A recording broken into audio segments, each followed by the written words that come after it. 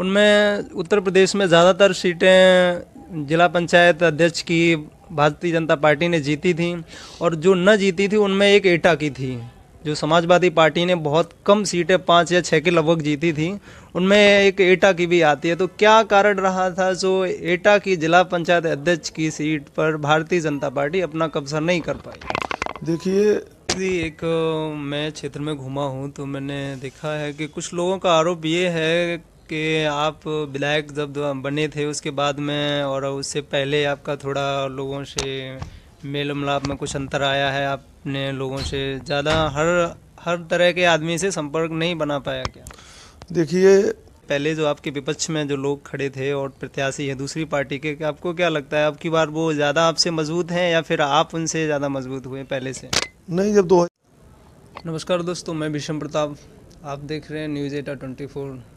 तो दोस्तों, आज मैं अलीगंज विधानसभा से जो भारतीय जनता पार्टी के अभी वर्तमान में विधायक हैं माननीय सतपाल सिंह राठौड़ जी, तो इनके साथ हमारी न्यूज़ 1824 की खास चुनावी चर्चा करेंगे और हम आपको बताएंगे कि विधायक जी अपने विचार क्या रखते हैं पार्टी के बारे में। तो विधायक जी, आपका स्वागत है न्यूज़ 1824 जी, में। धन्यवाद धन्यवाद। तो अब विधायक जी, आप मेरा सबसे पहला सवाल आपसे ये है कि आप दोबारा अगर विधायक बनते हैं तो कौन से कामों पे आपका सबसे पहले फोकस होगा? अलीगंज क्षेत्र में पिछले अपने इस वर्तमान कार्यकाल में बहुत सारे हमने कार्य कराए हैं। अच्छा। यहाँ एक ITI कॉलेज लगभग 12 करोड़ रुपए सैंक्शन हुए और कार्य हो रहा है। अच्छा। अलीगंज में बहुत लंबे समय से बस स्टैंड की मांग थी, बहुत अच्छी जगह पे बस स्टैंड बनवाए हैं। रोडे अलीगंज की आप देख सकते हैं, पूरे क्षेत्र में चाहे मरम्मत कार्य हो चाहे नई रोडें बनने का हो, जो लिंक गांव काफ़ी समय से जो लिंक नहीं थे, कहीं से जुड़े नहीं थे, वो अनजुड़ी बसावट को जो है सड़कों से जोड़ने का काम किया। गाँव को जोड़ा गया है। नहीं, कुछ रह गए हैं, जो रह गए हैं उनकी पहली प्राथमिकता ये होगी कि उन्हें जोड़ा जाए। दूसरी, शिक्षा के क्षेत्र में बहुत कार्य की ज़रूरत है, विशेषकर जो है हमारी बच्चियों के लिए। हमारी विधानसभा क्षेत्र में कुछ डिग्री और अलीगंज में कस्बा में डिग्री और इंटर कॉलेज अलग से बनवाने के प्रयास करेंगे। अच्छा विधायक जी, एक मैं क्षेत्र में घूमा हूँ तो मैंने देखा है कि कुछ लोगों का आरोप ये है कि आप विधायक जब बने थे उसके बाद में और उससे पहले आपका थोड़ा लोगों से मेल मिलाप में कुछ अंतर आया है। आपने लोगों से ज़्यादा हर तरह के आदमी से संपर्क नहीं बना पाया क्या? देखिए, विधायक बनने के बाद लोगों की अपेक्षाएं भी बढ़ती हैं और समाज का हर व्यक्ति चाहता है कि उसके कार्य व्यवहार में विधायक पहुँचे। चूँकि क्षेत्र इतना बड़ा होता है, कभी कभी हम लोगों को विधानसभा चल रही होती है और क्षेत्र के कार्य के लिए लखनऊ भी जाना पड़ता है, तो ऐसे समय में कहीं कहीं छूट जाते हैं, तो शिकायतें संभव हैं। और उनका पुनः जो है, हालांकि हमारे बेटे दोनों लगे रहते हैं, वो भी जाते हैं क्षेत्र में, लेकिन जहां भी कोई ऐसी शिकायत है उसे इस कार्यकाल में दूर करने का प्रयास रहेगा और कोशिश यही करेंगे कि ज़्यादा से ज़्यादा लोगों से मिले। अभी पिछले कार्यकाल में ज़्यादातर जो है यहाँ बैठ के समस्याएं बहुत थी यहाँ की। यहाँ एक आतंक का राज्य था। हम लोगों ने एक जो हमारी पार्टी की नीति थी, सबका साथ, सबका विकास, सबका सम्मान, उसी को लेकर कार्य किया है। और आप देख रहे होंगे कि अलीगंज विधानसभा क्षेत्र में आज इतनी शांति है। जब लोग पहले अपना ट्यूबवेल रखाने को जाते थे तो उनकी भैंस चोरी हो जाती थी, और जब घर रखाने आते थे तो ट्यूबवेल चोरी हो जाता था। आज की स्थिति ऐसी है कि रात के 12 बजे 2 बजे आप जाइए, यहाँ 10-10, 15-15 के काफिले में लोग हथियार लेकर घूमते थे और भय और आतंक का माहौल था। तिराहे चौराहे पे वसूली चल रही थी। आज सब अनैतिक कार्य बंद हैं और आप देख सकते हैं अलीगंज क्षेत्र में लोगों को से बात करिए आप, तो आपको जवाब मिलेगा कि अलीगंज में पहली बार जो है हम सुख और चैन से रह रहे हैं। तो चलिए, वो मैंने देखा भी है। तो विधायक जी, क्या आपको लगता है कि जो पहले जो आपके विपक्ष में जो लोग खड़े थे और प्रत्याशी हैं दूसरी पार्टी के, क्या आपको क्या लगता है अब की बार वो ज़्यादा आपसे मजबूत हैं या फिर आप उनसे ज़्यादा मजबूत हुए पहले से? नहीं, जब 2017 का चुनाव हम लड़े थे उस समय ऐसी स्थिति थी कि जहाँ 4 आदमी खड़े हो जाते थे वो अपनी बात भी नहीं कर पाते थे। आज हम लोग किसी गांव में जा रहे हैं तो बहुत, हालांकि कोरोना काल चल रहा है, हम लोग उन सावधान भी कर रहे हैं, उसके बाद भी लोग काफ़ी भीड़ में इकट्ठे हो जाते हैं। तो उस समय में इस समय में बहुत परिवर्तन है। उनका शासन और हमारे भारतीय जनता पार्टी के शासन की लोग तुलना करते हैं तो सब अच्छा ही अच्छा आपको देखने को मिलेगा। और उस समय जब जो जीत हुई थी वो 14,000 के लगभग थी। यहाँ लगभग 50,000 फर्जी वोट थे। 100 से ज़्यादा पोलिंग स्टेशन ऐसे थे जो वोट लूटने के लिए बनाई गई थी। आज सब व्यवस्थित हैं, फर्जी वोट भी हटाए गए हैं और हम लोगों के वोट जो जायज़ थे वो काटे गए, तो वो पुनः वोटर लिस्ट में जुड़े हैं।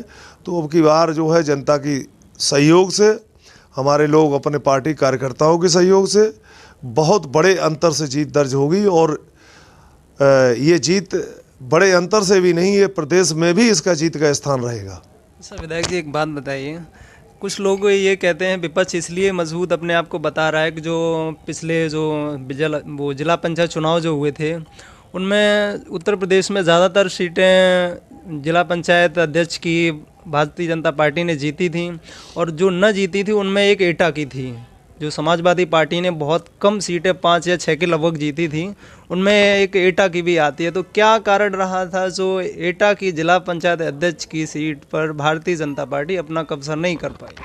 देखिए, मेरे विधायक बनने के बाद उत्तर प्रदेश में ये पहली विधानसभा सीट है। यहाँ दोनों टाउन एरिया और एक नगर पालिका परिषद, तीनों हम चुनाव जीते।